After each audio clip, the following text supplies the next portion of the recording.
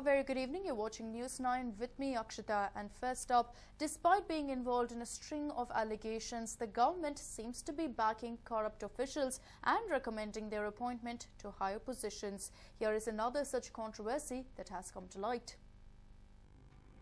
The government seems to be hell-bent upon maintaining corrupt and tainted officials at top positions. A case in point here is that of Professor R.K. Somashekar. Professor Somashekar was previously the Registrar of Valuation at the Bangalore University. However, he gained notoriety for his alleged involvement in the notorious cash for vote scam that surfaced last year. A committee headed by retired VC Professor Savadathi probed the irregularity and held him guilty of accepting bribe from students in exchange for increasing their examination scores. As a result of the committee's findings, he was replaced by Professor K. Ningegowda as a registrar. Despite that, the Chief Minister continued to support Somashekar. He had even hit headlines with his letter addressed to the Principal Secretary of Higher Education.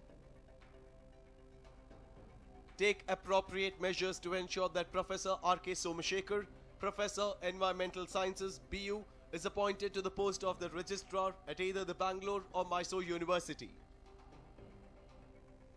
In response to the letter, the Department of Higher Education had requested the Vice-Chancellor to take appropriate action on the matter. Professor B. Thimmegowda has now responded to the directive, stating that he will abide by the university's rules and regulations. The appointment of Professor Somashekar to the post of Registrar is left to the government. However, after Professor Somashekar was found guilty in the report filed by Dr. Savadathi, the Department of Higher Education had requested me to take necessary measures. I am bound by the rules of the university and must seek expert opinion on the matter before I make any decision. I have held talks with my legal advisors in this regard. I will put forth their suggestions in the next syndicate meet. Even though the Vice-Chancellor has promised to take strict action, the government continues to back the tainted former registrar. Considering that the corrupt command such political clout, will they ever be handed down any form of punishment? Amrita Patil, News 9, Bengaluru. Well, the Karnataka State BJP is adamant on its stance that the names filed by Congress for MLC should be nullified. A delegation met the governor today demanding the names be rejected. Here's a report. 2010 ನನ್ನ ನಾಮನಿರ್ದೇಶನವನ್ನು ಯಾವ ರೀತಿ ಅವರು ತಿರಸ್ಕಾರ ಮಾಡಿದ್ರು ಅದೇ ರೀತಿಯಾಗಿ ಯಾರು ರಾಜಕಾರಣದಲ್ಲಿ ಈಗಾಗಲೇ ಮೇಲ್ಮನೆಯಲ್ಲಿದ್ದವರು ಮತ್ತು ವಿರೋಧ ಪಕ್ಷದ ನಾಯಕರಾಗಿದ್ದವರು ಲೋಕಸಭಾ ಸದಸ್ಯರಾಗಿದ್ದವರು ಈ ರೀತಿ ಸಕ್ರಿಯವಾಗಿ ರಾಜಕಾರಣದಲ್ಲಿ ಇರ್ತಕ್ಕಂಥವರು ನನ್ನಾಗಿ ಇರ್ತಕ್ಕಂಥವರ ಹೆಸರನ್ನ ಮಾತ್ರ ದಯವಿಟ್ಟು ಸೇರಿಸಬಾರ್ದು ಅನ್ನೋದು ನನ್ನ ಅಭಿಪ್ರಾಯ. ಏನು ತಾವು 2010ರಲ್ಲಿ ಮಾಡಿದ್ದೀರಿ ಅದನ್ನ ಮತ್ತೊಮ್ಮೆ ತಾವು ಸಂವಿಧಾನವನ್ನ ಎತ್ತಿಡಿತಕ್ಕಂಥ ಕೆಲಸ ಮಾಡಿದ್ದೀನಿ ಅಂತ ಅವತ್ತು ನನಗೇನು ಹೇಳಿದ್ರು ಅದನ್ನೇ ಮುಂದುವರಿಸಿಕೊಂಡು ಹೋಗಿ ಅನ್ನುವ ಮನವಿಯನ್ನ ಗಣತಾಂತ್ರಿಕ ರಾಜ್ಯಪಾಲರು ಮಾಡಿದ್ದೇವೆ. ಅದಕ್ಕೆ ನೀವು ಏನು ಹೋದ ಸಾರಿ ನಿಮಗೆ ಮಾನದಂಡ ಮಾಡಿದ್ವಿ ಆ ಮಾನದಂಡವನ್ನು ಯಾವುದೇ ಕಾರಣಕ್ಕೂ ಕೂಡ ನಾನು ಮತ್ತೆ ಅದಕ್ಕೆ ಯಾವುದೇ ಕಾರಣಕ್ಕೂ ಅದು ಸಡಿಲಗೊಳಿಸೋದಿಲ್ಲ, ಅದನ್ನೇ ಮಾಡ್ತೀನಿ ಅನ್ನೋ ಮಾತನ್ನು ಕೂಡ ಅವರು ಹೇಳಿದ್ದಾರೆ. The Karnataka State BJP has been rallying for the nullification of Congress nominees for MLC. V. Somanna's name was rejected by the governor in 2010, stating that the move by the then incumbent BJP government was to reward a career politician.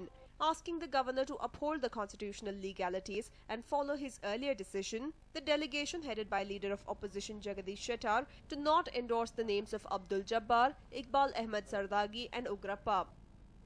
ಸನ್ಮಾನ್ಯ ರಾಜ್ಯಪಾಲರು ಹೇಳಿದ್ದಾರೆ, ಸಂವಿಧಾನದಲ್ಲಿ ಏನು guidance ಇದೆ, ಏನು ಯಾವ ರೀತಿಯ ಅರ್ಹ ಇದ್ದವರನ್ನು ನಾವು ಆಯ್ಕೆ ಮಾಡಬೇಕು ಅದನ್ನು ನೋಡಿಕೊಂಡು ನಾನು ನಿರ್ಧಾರ ಕೈಗೊಳ್ತೀನಿ.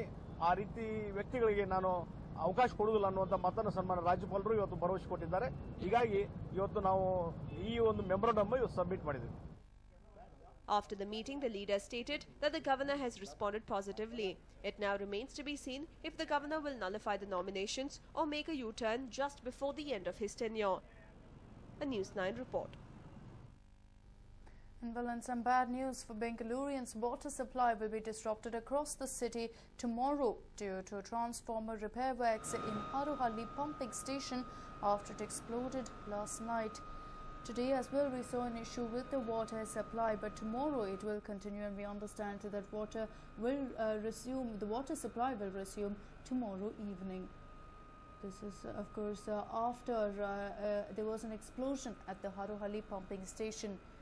My colleague Harish was in fact at the Harohalli pumping station. Let's take a look at exactly how long we could expect the repair works to continue.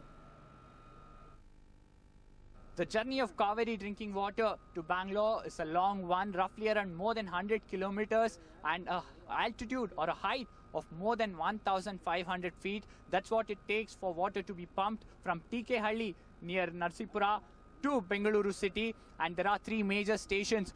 One is TK Halli itself, and the second station is Harohalli, currently where we are at, and the third one is Tathguni. From there, it gets distributed to the entire city in different stages. Right now, we are here at the Harohalli pumping station, and this is where there has been a technical snag, and that's the reason that you will not be getting water today and tomorrow. It is likely to be restored to normalcy sometime later on tomorrow, and we'll tell you exactly what has happened. We'll take you inside the pumping station. We are inside the Harohalli pumping station, and this is where there has been a technical snag. What we understand is that a few of the transformers that provide electricity for the pumping of water from Harohalli to Tathguni have exploded last night, and all these workers you see over here have been working tirelessly since last night to restore the electricity supply and make sure that the pumps start working. This is one of the electrical equipment that has exploded last night, and these people have been working since last night to make sure that they can repair this and start pumping of water to Bengaluru as soon as possible. What you see over here, this side, are the huge pumps. There are 5 major pumps that supply water, pump water from here to Tathguni, and this is the first stage of pumping, or the Kaveri first stage. What we understand is that large parts of core Bangalore, whether it's Jayanagar, Baswangudi, Chamrajpet, all these places get water under the first stage of Kaveri, and these 5 pumps are right now shut over here because of the fault, and all these 5 pumps provide supply water. Water is pumped in from over here in Harohalli and is pumped to Tathguni. From Tathguni, it gets pumped to different parts of core Bangalore, and it is likely to be restored in the next few hours. As a result, we are told that water supply to core Bangalore will be affected for at least today and tomorrow. Remember, this will be restored by evening. After that, pumping will start, but the entire supply chain will come back to normalcy only later on tomorrow, say tomorrow evening. As you can see, they have been working tirelessly. Hopefully this technical snag will be fixed in the next few hours, and pumping of water to Bangalore will restore to normalcy. And moving on, Bengaluru is stinking with garbage. Many areas have turned into mini mandurs. All corporators, our mayor and even the BBMP commissioner are supposed to be taking massive steps to clear the garbage. But today, they took time off to play a cricket match and enjoy themselves. Here's a report.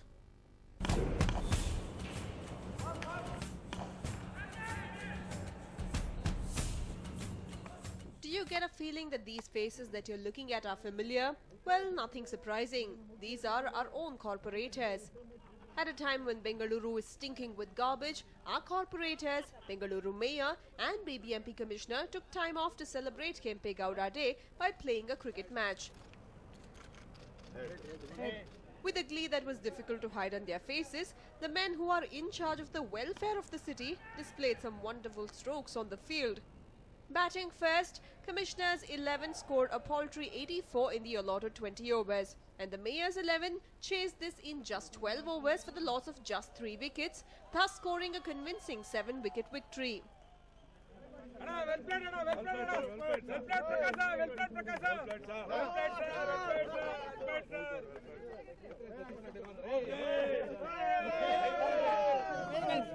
ಇವತ್ತಿನ ದಿವಸ ನಮ್ಮ ಆಯುಕ್ತರ ತಂಡ ಮತ್ತು ಒಂದು ಮಹಾಪೌರ ತಂಡ ಕ್ರಿಕೆಟ್ನ ಒಂದು ಫೈನಲ್ ಅಂತಿಮ ಪಂದ್ಯನ ಇಲ್ಲಿ ಏರ್ಪಡಿಸಿದ್ವಿ. ಇದರಲ್ಲಿ ಅಂತಿಮವಾಗಿ ನಾವು ಮೇಯರ್ ತಂಡ ಜಯಗಳಿಸಿದ್ದೀವಿ. ನಮ್ಮ ಮೇಯರ್ ತಂಡದಲ್ಲಿ ಉತ್ತಮವಾದಂಥ ಫೀಲ್ಡಿಂಗು ಮತ್ತು ಬೌಲಿಂಗ್ ಪ್ರದರ್ಶನ ನೀಡಿ ನಾವು ಆಯುಕ್ತರ ತಂಡನ ಕಟ್ಟಾಕಿ 84 ರನ್ಗಳಿಗೆ ಅವ್ರನ್ನ ಔಟ್ ಮಾಡಿದ್ದೀವಿ. Well, it is not just cricket. Just before the cricket match, a tug of war was also organized. In this too, the mayor's team emerged victorious.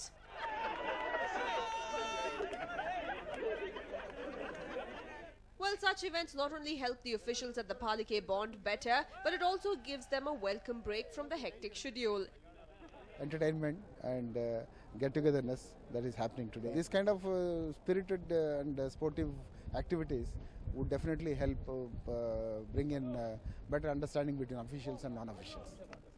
Indeed true. Such events help bonding better. Agreed, Mr. Commissioner. But what steps have been taken to minimize the garbage problem in Namma city? Is cricket match the way to celebrate Kempe Gowda Day when garbage is strewn all across the city? Mr. Commissioner, we are more than sure that Kempe Gowda, the founder of Bengaluru, would have been a zillion times happy if you had provided better conditions for Bengalurian to live in the city, or at least taken sincere steps for the same. Maltesh, News 9, Bengaluru.